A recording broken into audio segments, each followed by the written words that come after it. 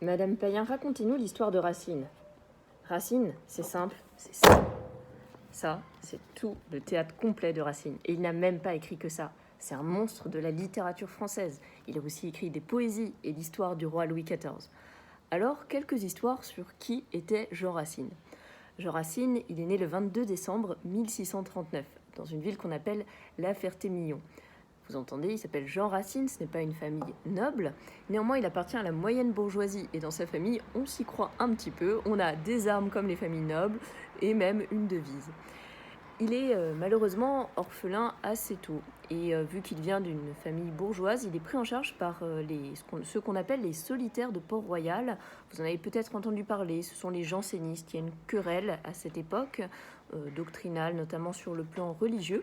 En tout cas, il est élevé par eux à ce qu'on appelle Port-Royal des Champs. Et ça compte énormément dans sa vie, tout simplement parce que, et dans son œuvre, tout simplement parce que dans cette école de Port-Royal, on a une double attention. On a une attention à la langue maternelle, donc le français, et aussi à la langue qui est celle de la culture à l'époque, le latin.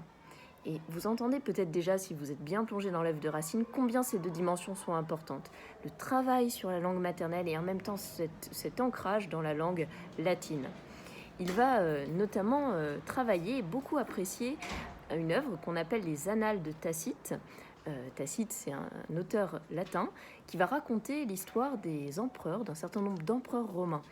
Et il va s'en inspirer, il va écrire à partir de ces annales de Tacite, et notamment Britannicus, que la classe de seconde 4 étudie, va être complètement inspiré de ces annales de Tacite. Il s'en sert comme d'un sujet.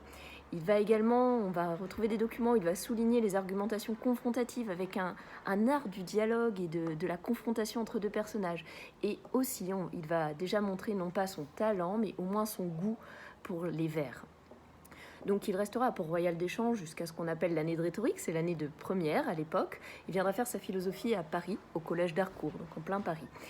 À partir de 1660, il va commencer à écrire du théâtre, à appartenir un petit peu à cette intelligentsia qui va écrire. Mais sa première pièce de théâtre, Amasie, est malheureusement refusée. Donc, pas de chance, il continue à travailler.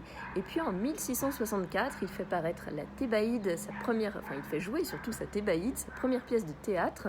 Et il a réussi à s'attirer les faveurs de Molière, donc sa pièce sera jouée par la troupe de Molière en 1664. Malheureusement, juste après, il se brouille. 3 ans après, en 1667, il va faire jouer sa pièce qui sera son premier grand succès, Andromaque. À ce moment-là, il s'affirme comme vraiment quelqu'un de très important à la littérature et surtout le rival d'un certain Pierre Corneille qui est plus âgé, mais qui va demeurer son grand rival. Corneille a fait paraître en 1660 son théâtre complet en 3 volumes et a un énorme succès à cette époque-là. Corneille a plus de mal à respecter les règles classiques, tandis que Racine, lui, va vraiment être pleinement dedans.